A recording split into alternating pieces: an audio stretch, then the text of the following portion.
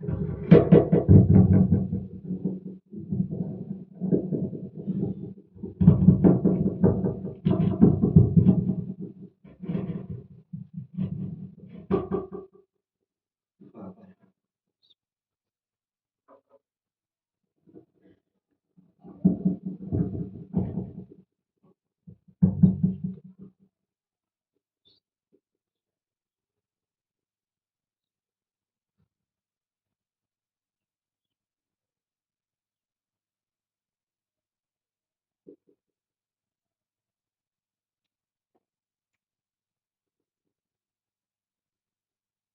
حول ولا قوة إلا بالله العلي العظيم. أعوذ بالله من الشيطان اللعين الرجيم.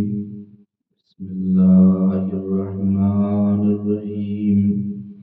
الحمد لله رب العالمين، والجنة للموحدين والمؤمنين، والنار للعاصين والملحدين والكافرين والمنافقين والمشركين.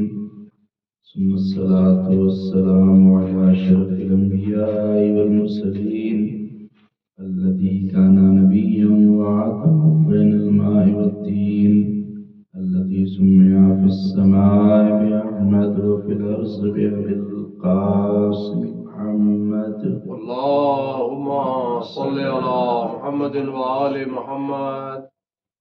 ثم الصلاة والسلام على أهل بيته الطيبين الطاهرين المعصومين المظلومين الغر الميامين، واللعنة الدائمة الباقية الجارية القائمة الثابتة على أعدائهم أجمعين. أما بعد، فقد قال رسول الله صلى الله عليه وآله وسلم: أحب الصبيان وارحموهم، وإذا وعدتموهم شيئا فافعلوا لهم صلوات. اللهم صل على محمد وآل محمد. حاضر میں بس مزاح محترم داران صداران سید الشهداء بطفال چاردہ معصومین علیہ السلام، وخصوصاً بتعیید حضرت بطول بنت رسول معصوم عالم جناب فاطمہ زہرا سلام اللہ علیہا.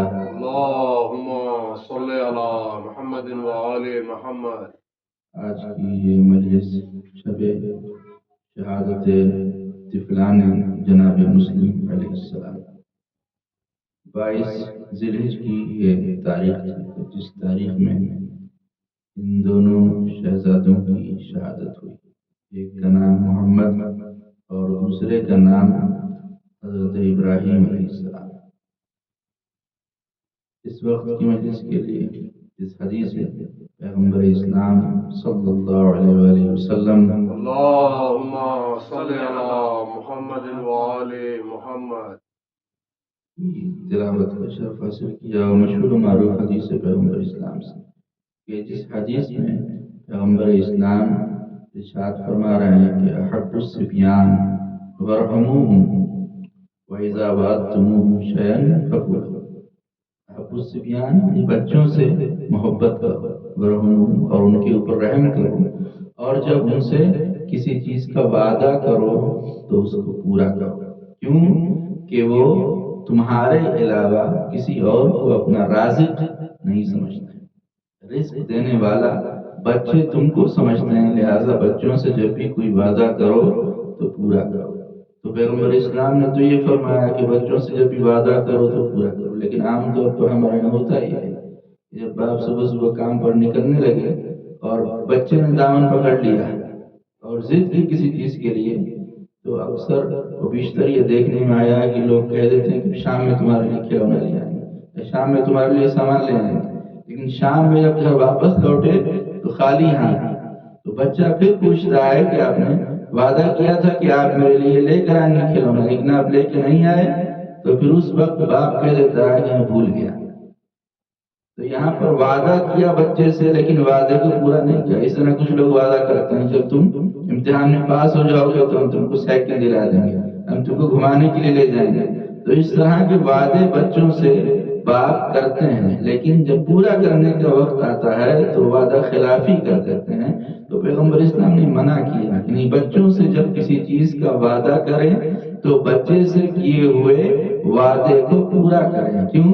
اس لیے کہ کل مولود یولد علی فطرت الاسلام، یہ بھی پیغمبر اسلام کی مشہور حدیث ہے. میں آپ فرماتے ہیں کہ ہر ایک بچہ اسلامی فطرت پر پیدا ہوتا ہے. کسی بھی مذہب میں بچہ پیدا ہو رہا ہو لیکن فطرتاً اسلام کی فطرت کو وہ لے کر پیدا ہوتا ہے، لیکن وہ اپنے گھر کے ماحول کو دیکھتا ہے، سماج کے ماحول کو دیکھتا ہے اور زندگی میں لوگوں کو دیکھتا ہے دنیا میں، تو اسی مطابق وہ بچہ ڈھلنے لگتا ہے. یعنی جیسا ماں باپ بناتے ہیں ویسے ہی وہ بچہ بن جاتا ہے. اب دیکھیے کیا ہوتا ہے، گھر کا ماحول اگر ایسا ہے کہ مثلا فون آیا، اور جب فون آیا تو جس نے فون کیا اس نے کہا کہ بچے نے اٹھایا اور کہا کہ آپ کے پاپا کو فون دیے. تو باپ نے جب سنا کہ اس آدمی کا فون آیا ہے جو اگرانے کے لیے فون کر رہا ہے، یعنی تقاضے کے لیے، قرض مانگا پیسہ باپ نے تقاضے کے لیے فون کر رہا ہے، تو باپ کہہ دیتا اپنے بیٹے سے کہہ دو کہ پاپا گھر پہ نہیں ہے. تو بچہ تو معصوم ہے اور اس کو علم نہیں ہے، تو بچہ اپنی معصومیت سے کہہ دیتا ہے کہ پاپا کہہ رہے ہیں کہ وہ گھر پہ موجود نہیں ہے. تو اس طرح سے ایک باپ ہے جو اپنے ہی بیٹے کو جھوٹ بولنا سکھا رہا ہے انجانے میں. وہ اپنے ہی بیٹے کو، تو بیٹا جب سمجھ رہا ہے کہ باپ موجود ہیں لیکن پھر بھی وہ کہہ رہے ہیں کہ موجود نہیں ہے، تو اس طرح بیٹا جھوٹ کو خود بخود سیکھ رہا ہے. تو گھر کا ماحول جیسا ہوگا ویسے ہی بچے ہوتے ہیں. گھر کا ماحول اگر ایسا ہے کہ قرآن مجید کی تلاوت کی جا رہی ہے، احادیث معصومین کو نقل کیا جا رہا ہے، تو وہاں پر ایران میں بھی خبر آئی تھی کہ 5 سال کی ایک بچی نے پورے قرآن مجید کو حفظ کر لیا، اور خود آیت اللہ خامنئی نے اس کا امتحان لیا اور پی ایچ ڈی کی ڈگری تھی. تو کیا ممکن ہے کہ 5 سال کی عمر میں کوئی حفظ قرآن کر لے؟ ہاں ممکن ہے، لیکن تب ممکن ہے کہ جب گھر کا ماحول قرآنی ماحول ہو.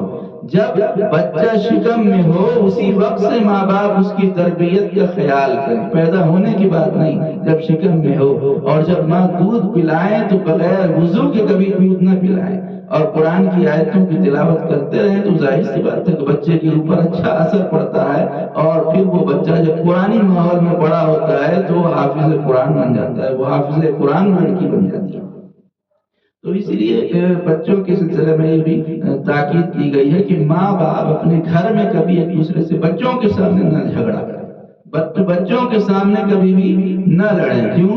اس لیے کہ جب بچے ماں باپ کو جھگڑتا ہوا دیکھتے ہیں تو ان کے اوپر منفی اثرات مرتب ہوتے ہیں اور ان کی تربیت میں اس کا غلط اثر پڑتا ہے. اس لیے کبھی بھی ماں باپ اپنے بچوں کے سامنے جھگڑا اور لڑائی نہ کریں. اسی طرح سے کچھ ماں باپ یا خاص کر کے مائیں جب بچے سوتے نہیں ہیں تو مائیں کہہ دیتے ہیں سو جاؤ نہیں تو بھوت آ جائے گا، سو جاؤ نہیں تو شیر آ جائے گا، سو جاؤ نہیں تو کوئی اور ڈرانے کا نام وہ لیتی ہے کہ وہ آپ کو ڈرا دے گا، جبکہ یہ منع ہے.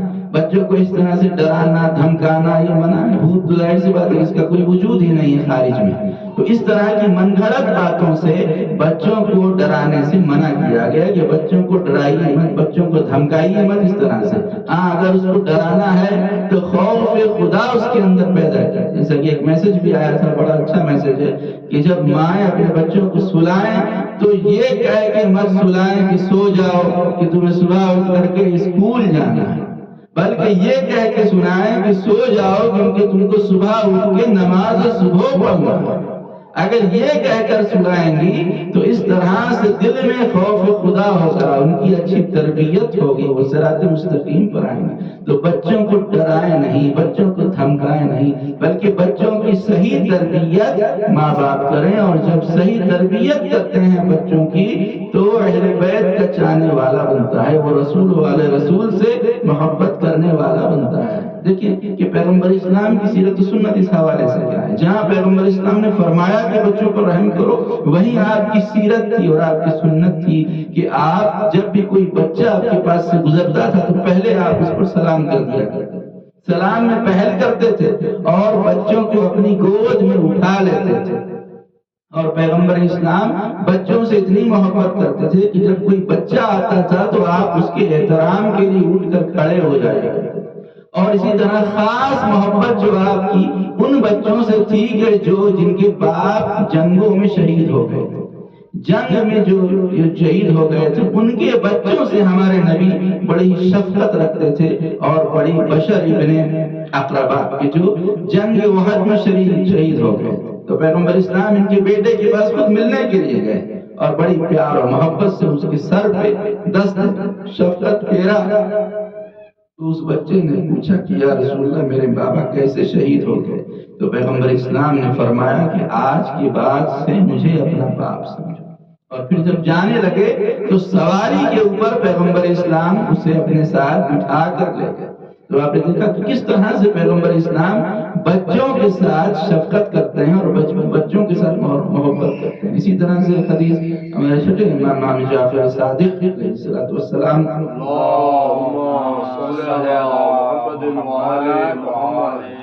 سے ملتی ہے کہ امام علیہ السلام فرماتے ہیں کہ ایک مرتبہ پیغمبر اسلام مسجد النبوی میں نماز ظہر جماعت کے ساتھ پڑھا رہے تھے، اور لوگ آپ کے پیچھے صحابہ کی کثرت تھی جو نماز ادا کر رہے تھے، کہ اتنے میں پیغمبر اسلام نے ظہر کی آخری تیسری اور چوتھی رکعت بڑی جلدی پورا کر دیا۔ جب جلدی پورا کیا اور نماز ختم ہوئی تو صحابہ نے پوچھا کہ یا رسول اللہ آپ نے ہی فرمایا ہے کہ نماز کو اطمینان کے ساتھ پڑھنا چاہیے، نماز کو آرام اور سکون سے پڑھنا چاہیے، لیکن آخر آج کیا وجہ ہے کہ آپ نے ظہر کی 2 رکعت نماز تو آرام سے پڑھی، لیکن جو تیسری اور چوتھی رکعت تھی وہ آپ نے بڑی جلدی تمام کر دی، آخر وجہ کیا ہے؟ تو پیغمبر اسلام نے فرمایا کہ کیا تم نے بچے کے رونے کی آواز نہیں سنی؟ تو اس دن ہوا یہ تھا کہ خواتین جو پردے کے پیچھے جماعت کے ساتھ اقتدا کر کے نماز پڑھ رہی تھی، ان میں سے ایک عورت کے پاس ایک چھوٹا بچہ تھا، وہ بچہ رونے لگا، اور جب رونے کی آواز پیغمبر اسلام تک پہنچی تو پیغمبر اسلام نے نماز کو جلدی پورا کیا کہ کہیں ایسا نہ ہو کہ وہ بچہ روتا رہے اور ماں نماز میں لگی رہے، تو جلدی پورا کیا تاکہ ماں بھی نماز ختم کر کے اس بچے کو سنبھال لے۔ تو دیکھا آپ نے کہ ہمارا دین سکھا رہا ہے کہ اگر چھوٹا سا بچہ رو رہا ہے تو کہیں ایسا نہ ہو کہ ماں نماز پر نماز پڑھتی رہے اور بچہ روتا رہے، بچہ بخار میں رہے اور ماں اپنے کاموں میں لگی رہے، ایسا نہ ہو، یہ پیغمبر اسلام نے منع کیا۔ لہذا نماز جیسی اہم عبادت میں بھی پیغمبر اسلام نے اجرت کی کہ اگر بچہ رو رہا ہے تو پہلے اس کی طرف دھیان دے۔ تو آپ سوچیں کہ جب ایک عام بچہ ہے، ایک سادھارن بچہ رو رہا ہے، پیغمبر اسلام اس کے رونے کو برداشت نہ کر سکے، تو بھی اگر آپ کے چشم و چراغ، اس لیے امام حسین علیہ السلام کے لیے ملتا ہے کہ جب آپ آئے اور عالم نماز میں پشت پر سوار ہو گئے تو پیغمبر اسلام نے سر کو سجدے سے نہیں اٹھایا، بلکہ پیغمبر اسلام نے ذکر سجدہ کو طولانی کیا، سبحان ربی الاعلیٰ و بحمدہ۔ اس کی 2 وجہ بیان کی گئی، ایک تو بچوں سے محبت بھی ظاہر ہو رہی ہے کہ بچے سے کتنی محبت ہے کہ سجدے کو طولانی کر دیا مگر سر نہیں اٹھایا، اور دوسری امام حسین سے محبت بھی کہ امام حسین سے خود کتنی محبت ہے کہ نماز کو طولانی کر دیا لیکن پیغمبر اسلام نے سر کو سجدے سے نہیں اٹھایا۔ اسی طرح پیغمبر اسلام کی حدیث بھی ہے کہ اس میں پیغمبر اسلام ارشاد فرماتے ہیں کہ اس گھر میں خیر و برکت نہیں ہے کہ جس گھر میں کوئی بچہ نہیں ہے۔ لہذا اگر شادی ہو تو بچے کے لیے بھی آج کل بہت سے ماں باپ ہیں جو ایسا ماڈرن بن گئے ہیں جو بچہ نہیں چاہتے، بچے سے پرہیز کرتے ہیں، جبکہ بچے کا وجود گھر میں اگر ہو تو اس کو باعث خیر و برکت کہا پیغمبر اسلام کی۔ اس گھر میں برکت نہیں ہے کہ جس گھر میں کوئی بچے کا وجود نہ ہو، تو بچہ جب آئے گا تو گھر میں خیر و برکت ہوگی۔ اسی طرح آپ نے اپنے نواسوں کے لیے فرمایا کہ الحسن والحسین ریحانتا فی الدنیا، حسن حسین دنیا میں میرے تو پھول ہیں، پھول سے جس طرح خوشبو آتی ہے ویسے ہی رسالت کو معطر کرنے والے یہ حسن اور حسین ہیں۔ تو گھر میں برکت آتی ہے جب گھر میں بچے رہتے ہیں۔ تو یہ بچے ہیں کہ جن کے لیے پیغمبر اسلام نے بھی جن کی احترام کیا، پیغمبر اسلام جن سے اظہار محبت کیا، اسی طرح مولا کائنات نے بھی اپنی زندگی میں بچوں سے بڑی محبت کی مولا علی نے، خاص کر کے یتیموں کو تو مولا نے بڑا سہارا دیا، اور یتیموں کے گھر پر جا کر مولا نے ان کے لیے کھانا تیار کیا، اور یتیموں سے کہا کہ اگر کوئی پوچھے کہ تمہارا باپ کون ہے تو کہہ دینا کہ علی تمہارا باپ۔ تو یہ اہمیت ہے بچوں کی، اہل بیت نے بچوں کا احترام سکھایا ہے، لیکن ہمیں افسوس اسی موقع پر ہوتا ہے کہ یہ پیغمبر اسلام ہے کہ جو دوسروں کے بچوں کا احترام کر رہے ہیں، ان کے ساتھ محبت و شفقت کر رہے ہیں، اور یہ خاندان رسالت کے نونہال ہیں۔ یہ جناب مسلم کے دو شہزادے ہیں، چھوٹے چھوٹے ہیں، بہت بڑی عمر بھی دونوں کی نہیں ہے محمد و ابراہیم کی، لیکن اس کم سنی کے عالم میں ظالموں نے ان کے اوپر رحم نہیں کیا، اور اس بے رحمی کے ساتھ جناب مسلم کے دونوں شہزادوں کو قتل کیا کہ جو بیان سے باہر ہے۔ تاریخ میں ملتا ہے کہ جب حضرت مسلم علیہ السلام کوفے کی طرف گئے ہیں تو اپنے دونوں بچوں کو بھی کوفہ لے کر گئے جناب مسلم، لیکن جب کوفہ پہنچے ہیں تو بچے آپ سے جدا ہو گئے، بچے الگ ہو گئے، جناب مسلم کی شہادت ہو گئی، اور شہادت کے بعد یہ دونوں بچے قاضی شریح کے گھر میں رہنے لگے۔ یہاں تک کہ کوفے کے لوگوں کو جب اس بات کی خبر ہوئی تو لوگوں نے چغلی کی ابن زیاد سے کہ یہ دونوں بچے یہ قاضی شریح کے گھر میں رہتے ہیں۔ جب قاضی شریح کو اس بات کا علم ہوا تو اس نے ان دونوں بچوں سے کہا کہ کیونکہ ابن زیاد کو خبر ہو گئی ہے، لہٰذا اب نہ آپ کی جان محفوظ ہے نہ میری جان، آپ کی جان، لوگوں کی جان کو بھی خطرہ ہے، میری جان کو بھی خطرہ ہے، تو میں مناسب سمجھتا ہوں کہ آپ دونوں کو مدینہ پہنچوا تاکہ آپ اپنے وطن پہنچ جائیں۔ تو دونوں بچوں نے آمادگی کا اظہار کیا، اور اس کے بعد قاضی شریح نے اپنے بیٹے اسد سے کہا کہ دروازہ عراقین کے باہر جو قافلہ رکا ہوا ہے، جو مدینے کی طرف قافلہ جا رہا ہے، جاؤ اور رات کی تاریکی میں اور رات کے سناٹے میں ان بچوں کو اس قافلے کے ہمراہ کر دو تاکہ یہ بچے اس قافلے کے ساتھ چلتے چلتے اپنے وطن مدینہ پہنچ جائیں۔ اب یہ دونوں بچے رات کی تاریکی میں اسد کے ساتھ آئے تو ضرور، لیکن جب دروازہ عراقین پر پہنچے تو کیا دیکھا کہ وہ قافلہ آگے بڑھ رہا ہے، لیکن کیونکہ قافلہ نظر آ رہا تھا لہذا دونوں بچے اسی راستے پر لگ گئے اور چلنے لگے، اور چلتے چلتے جب چلے ہیں تو صبح ہو گئی اور وہ قافلہ نظروں سے اوجھل ہو گیا، اور اس طرح سے وہ دونوں بچے راستہ بھٹک گئے۔ جب راستہ بھٹکے ہیں دونوں بچوں کہ ابن زیاد کے سپاہیوں نے ان دونوں بچوں کو گرفتار کر لیا، اور گرفتار کر کے ابن زیاد کے سامنے جب پیش کیا گیا تو ابن زیاد نے ان دونوں بچوں کو قید خانے میں ڈلوا دیا، اور یزید کو خط لکھا کہ مسلم کے دونوں بچے میری قید میں ہیں اور میرے پاس، لہٰذا یہ دونوں بچے ابن زیاد کے قید خانے میں رہنے لگے۔ اور جیسا کہ اس فلم میں بنی ہے، آپ نے دیکھا ہوگا کہ کس طرح سے دونوں بچے قید خانے میں رہتے ہیں، اور 24 گھنٹے میں سوکھی روٹی ہے جو ایک مرتبہ بچوں کو دی جاتی ہے۔ چھوٹے چھوٹے بچے یہ سوکھی روٹی کھاتے ہیں، اور 1 سال تک اسی عالم میں گزرا، اور یہ بچوں کی مظلومیت تھی کہ دونوں بچے کوفے میں قید تھے، ماں واقعہ کربلا کے بعد قیدی بنا کر اسی کوفے میں لائی گئی، لیکن بچوں کو یہ پتہ نہیں چلا کہ میری ماں اسی کوفے کے قید خانے میں قید ہے، نہ بچوں کو پتہ چلا، نہ ماں کو پتہ چلا کہ میرے بچے اسی کوفے کے قید خانے میں قید ہیں۔ 1 سال اسی عالم میں گزر گیا، یہاں تک کہ ایک دن ایک بھائی نے دوسرے سے کہا کہ بھائی اس قید خانے کا دربان ہمیں کچھ رحم دل لگتا ہے، چلو اس سے اپنا تعارف کروائیں، شاید اس کو ہماری حالت زار پر رحم آ جائے۔ بس جب رات ہوئی اور وہ دونوں بچے اور وہ دربان جس کا نام مشکور تھا وہ کھانا لے کر روٹیاں لے کر بچے کے سامنے آیا ہے، تو ان دونوں شہزادوں نے کہا کہ بھائی کیا تو مسلمان ہے؟ وہ کہتا ہے ہاں میں مسلمان ہوں۔ بس ان دونوں نے پوچھا کیا تو علی مرتضیٰ کو پہچانتا ہے؟ کہتا ہاں وہ میرے مولا ہے۔ بس ایک بڑا بچوں نے پوچھا کیا تو عقیل کو پہچانتا ہے؟ کہتا ہاں وہ علی کے بھائی ہیں۔ بس ایک بار بچوں نے کہا کہ ہم انہی عقیل کے پوتے ہیں، ہم مسلم ابن مسلم کے بیٹے ہیں، مسلم کے یتیم ہیں۔ بس جیسے ہی اسے پتہ چلا کہ یہ خاندان اہل بیت سے تعلق رکھتے ہیں، اس نے عذر خواہی کی اور کہا کہ آپ کیا چاہتے ہیں؟ دونوں بچوں نے کہا کہ ہم چاہتے ہیں کہ ہم اپنے وطن مدینہ چلے جائیں، ہمیں قید سے آزاد کر دے۔ مشکور نے کہا ٹھیک ہے، میں رات کے سناٹے میں آپ دونوں کو قید سے آزاد کر دوں گا، آپ یہاں سے جائیے اور قادسیہ میں میرا بھائی ملے گا، اسے یہ انگوٹھی دیجئے گا اور اس انگوٹھی سے مجھے پہچان جائے گا، اور وہ قادسیہ کا راستہ جو مدینے کی طرف جا رہا ہے وہ آپ کو اس قافلے پر اور اس راستے پر لگا دے۔ یہ دونوں بچے مشہور نے آزاد کر دیے اور محمد ابراہیم رات کے سناٹے میں قید خانے سے نکلے، قادسیہ کے راستے پر گئے، لیکن رات میں ایک راستہ بھٹک گئے، راستہ بھول گئے، اور جب صبح ہوئی تو اپنے آپ کو کوفے میں ہی پایا۔ جب کوفے میں پایا تو فوجیوں کے ڈر سے دونوں بچے ایک درخت کے اوپر چڑھ گئے۔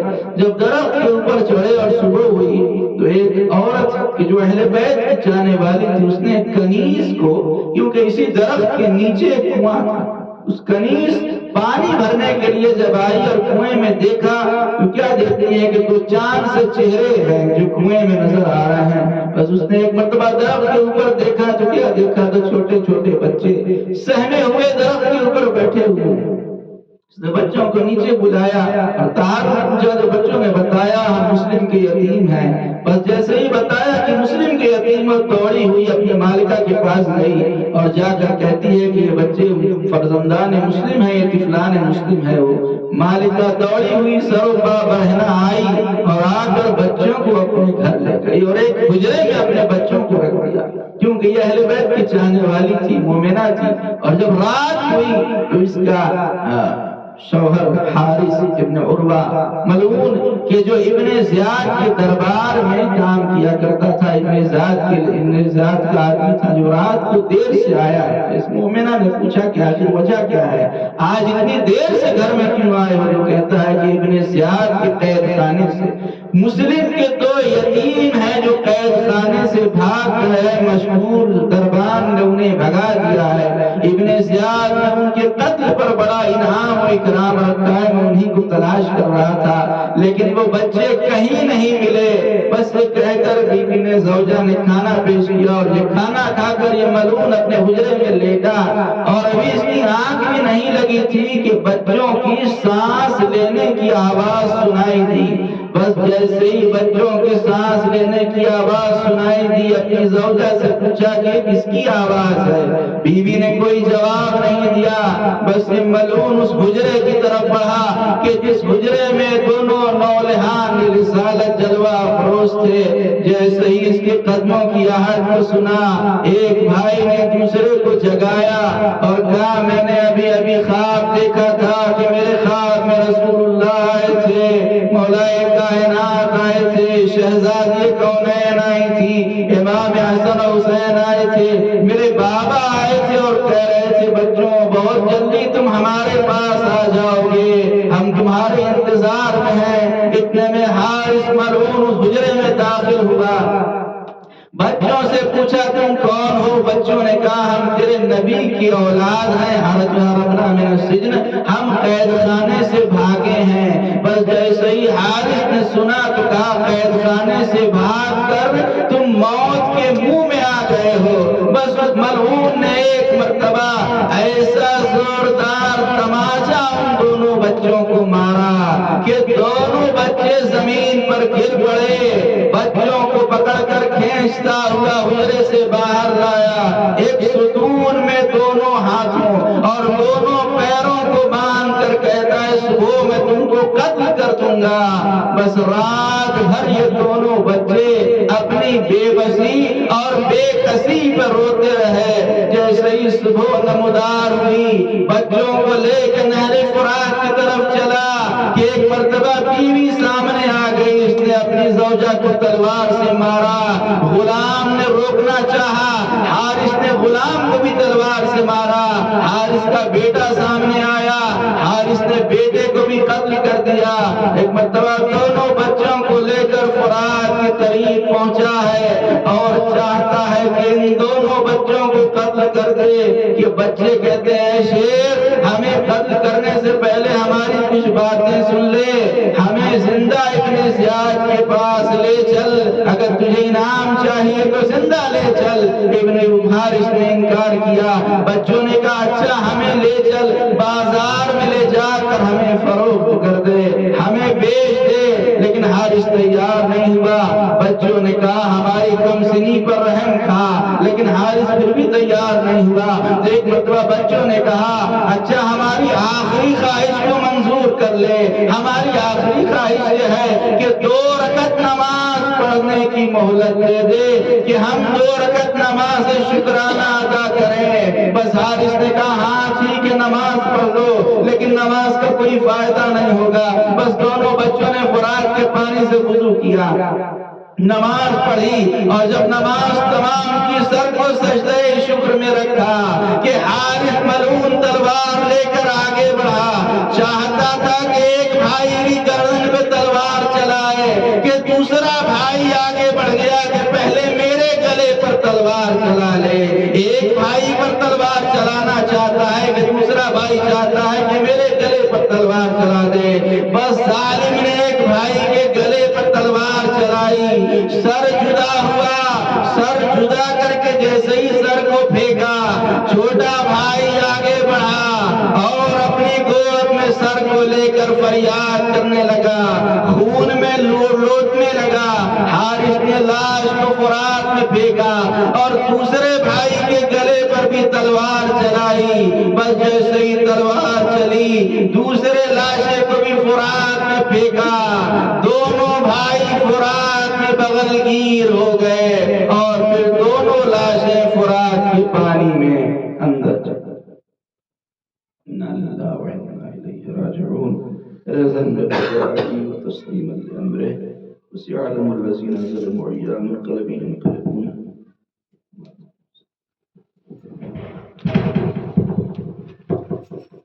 یا حسین یا حسین یا حسین یا حسین یا حسین یا حسین